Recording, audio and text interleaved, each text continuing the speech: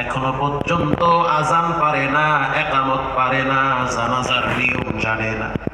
শুধু তাই না, কোরআন থেকে 2-4টা সূরা যে মুসলমান হিসেবে মুখস্থ করবে, সেই যোগ্যতা, সেই জ্ঞান সে হারিয়ে ফেলেছে।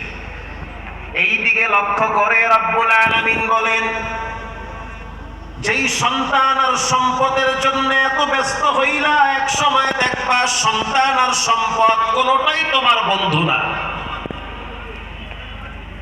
এই কয়েকদিন আগে চট্টগ্রাম রাঙ্গুনিয়ায় বয়ানে গেলাম। মাহফিলে ঢুকার আগে একটা এলাকার নাম হলো নোয়াপাড়া। বাস স্ট্যান্ডের পাশে নামাজ পড়লাম। বিশাল এরিয়া নিয়ে মসজিদ, ভিতরে 3-4টা বড় বড় বিল্ডিং আছে। তো নামাজের পরে গেটের দিকে তাকায় দেখলাম লেখা আছে বয়স্ক পুনর্বাসন, তার মানে বৃদ্ধাশ্রম, অবহেলিত মানুষের শেষ ঠিকানা। নামাজ শেষ হওয়ার পর একজন দাড়ি পাকা মুরব্বিকে দেখলাম হাঁটতেছে আর তসবিহ পড়তেছে। এলাকার মুসলমানেরা, এলাকার নওজোয়ান যুবকরা শুনে নাও, জীবন এরকম থাকবে না। এক সময় দুর্বল হয়ে যাবে, চামড়া ঢিলা হয়ে যাবে। বয়সের ভারে এক সময় তুমি লাঠি ছাড়া রাস্তায় হাঁটতে পারবা না।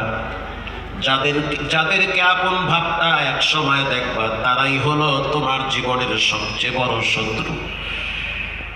সালাম বিনিময় হইল। প্রশ্ন করলাম, চাচা আপনার বাড়ি কোথায়, এখানে কি করেন?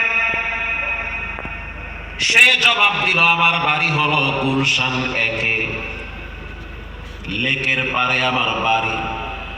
আমি অবাক হয়ে গেলাম, ঢাকার মানুষ, গুলশানের মানুষ চট্টগ্রাম রাঙ্গুনিয়ায় কি করে? আমি বললাম, গুলশানের মানুষ থাকবে গুলশানে, চট্টগ্রাম কেন? চট্টগ্রামে যদি অন্য কাজে আসেন তো বৃদ্ধাশ্রমে কেন আছেন? চাচাই চোখের পানি ছেড়ে দিল। ভাগ্যের কি নির্মম পরিহাস, কার জীবন কোথায়।